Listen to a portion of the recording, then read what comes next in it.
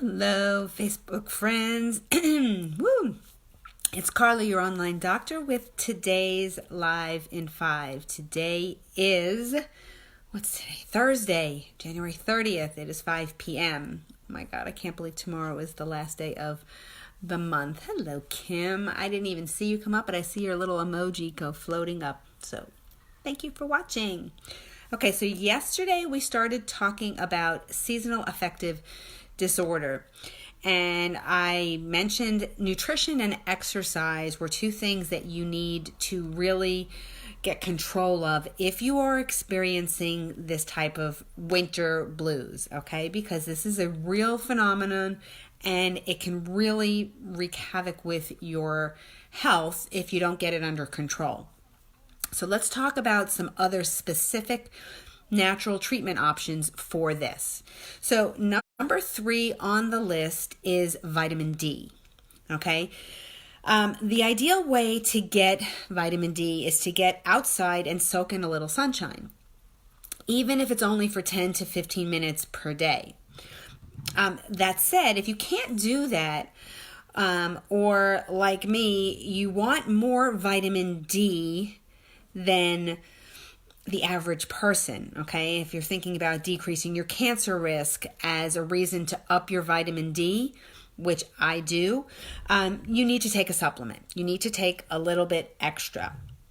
Now, make sure your vitamin D supplement is a vitamin D3 supplement, not vitamin D2. That will not do you any good. It has to be vitamin D3. Okay, minimum daily for most people is 2,000 international units. Most sites will say 2,000. A lot of sites will say up to 5,000. If you are looking to decrease any cancer risk, you may want to consider upping it even more. I take 10,000, but I usually take it every other day. So to me, that's the equivalent of 5,000 a day. And when I checked my vitamin D level last time, I think it was 80 something. Most people actually, the most Americans are 10s and 20s, which is why cancer is one of the reasons why cancer is so high, because vitamin D will help you a ton. I think normal is up to 40 or 50. For cancer, you want to get up even higher. So if you already have seasonal affective disorder, you probably need more. Okay, so don't go for the minimum, but please consult a physician to guide you on this, okay? Because vitamin D is fat soluble. So unlike vitamin C, which if you take too much, you just pee it out, that's not going to be the same, okay? So you need to up your vitamin D level, but do this under the guidance of a physician. Now, blood testing will check for 25 hydroxy D. That's what you're looking for. And you should aim for levels, in my opinion, of 50 to 70 nanograms per milliliter.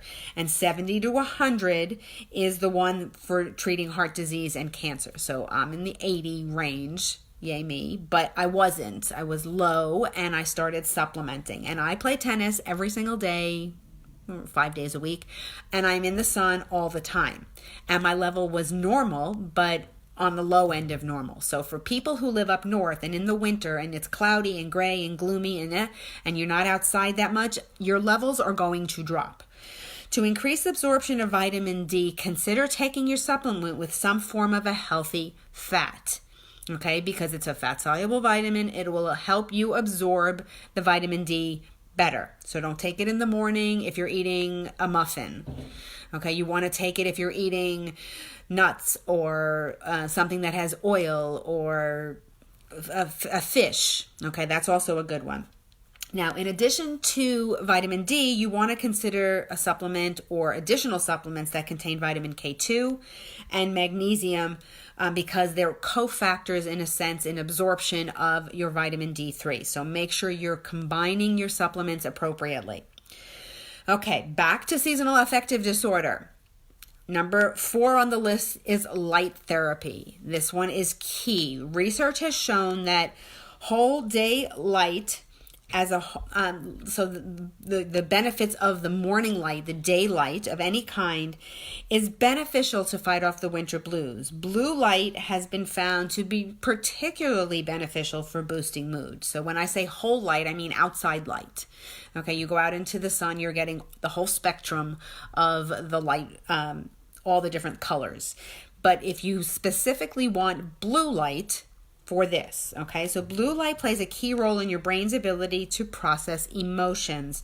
And as a result, spending more time in blue and rich light could help prevent seasonal affective disorder. Now, they are thinking it's better than bright white light, currently used to treat seasonal affective disorder. So like I said, not just the full spectrum of light, but just blue. Now keep in mind that blue light at night should be avoided because it impairs proper sleep by impairing the release of melatonin, your body's natural hormone that peaks at night to trigger it's time to go to bed. So you actually turn a blue light lamp on during the day for about 30 minutes to 2 hours, depending on what your doctor, quote unquote, prescribes. People often see improvements within the first week. Okay, so light is very beneficial. The peak time to be outside getting sunlight is in the early morning because it takes your body all that time to make the melatonin to keep you on your circadian rhythms to have your melatonin peak at night. So if the only time you can get out into the daylight is 3-4 o'clock in the afternoon, you may not be getting the proper amount of light and you may want to consider getting a blue light lamp. And lastly on the list for today, number 5 is sleep better. Easier said than done, maybe. An unhealthy sleep-wake schedule can limit the number of hours that those with the winter blues and are actually exposed to sunlight. So those people should make an effort, like I said, to expose themselves to sunlight in the early morning. So if you are the type of person who loves to sleep until noon, maybe you have an afternoon job or something like that, you need to set your alarm, open your curtains as soon as you wake up, and get outside early. Okay?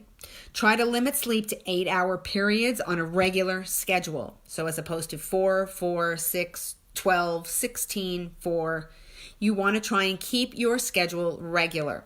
Okay? Oversleeping and fluctuation in your sleep schedule can cause an increase in melatonin during sleep, which contributes to feelings of depression. Set a regular bedtime, set up the same time each day as best you can to regulate your melatonin levels and improve your overall mood.